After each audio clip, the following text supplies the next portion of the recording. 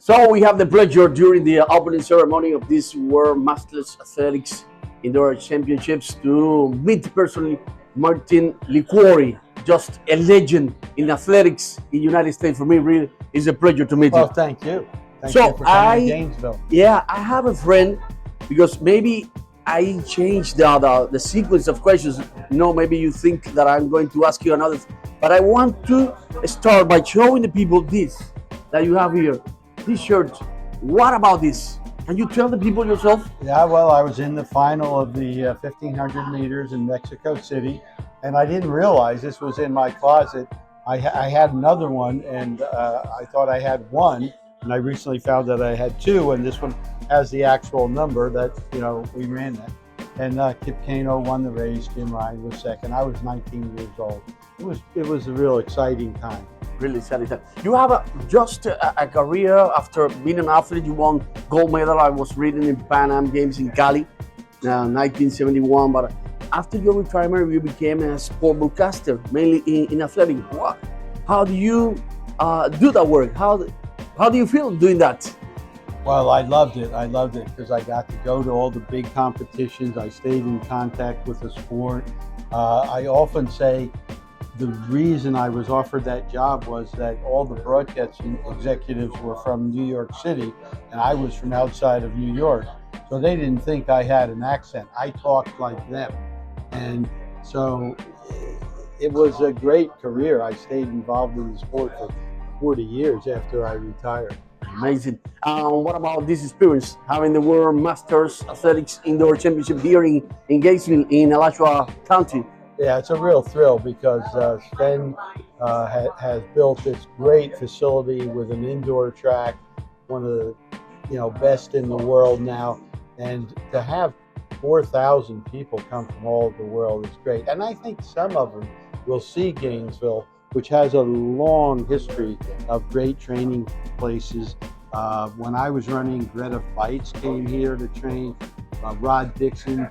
A lot of athletes who were very famous in their countries came here because they knew the weather was great, they knew we had the facilities, but they also knew that people here wouldn't bother them because they're so concerned with American football and basketball that Greta Bites could walk down the street without being stopped 10 times for autographs. So they enjoy the anonymity of Gainesville. Martin, are you connected anyhow with athletics right now, or you are just retired? I was never a coach because I felt as a broadcaster, I didn't want to be aligned with one university. So yeah, I had like a hands-off. Be unbiased. Yeah. Which sometimes I regret. It would have been nice to coach. I did coach one guy, Sidney Marie, who broke the world record for 1,500 meters. And I had, a knowledge when you're one of the top guys in the world, you have the opportunity to talk to the other guys in the world and find out what they're doing, what the cutting edge is. So you have a knowledge. But now I watch stuff, and there's so much scientific stuff that I don't even know about, that a high school kid is on the internet saying, well, no, your aerobic threshold is this, and this. Yeah. So I like to find out. I say to my friend Matt Centrowitz, whose son won the Olympics in Rio, and Matt broke my American record in 5,000 meters. And I said, Matt, what is it we were doing wrong?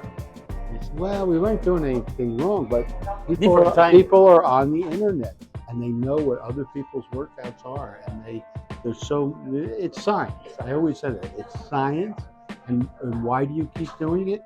Because you say, okay, I just learned this, and next year I'm going to apply that. So you get sucked in. Yes. And any athletes around the world that you enjoy and that you like to watch competing?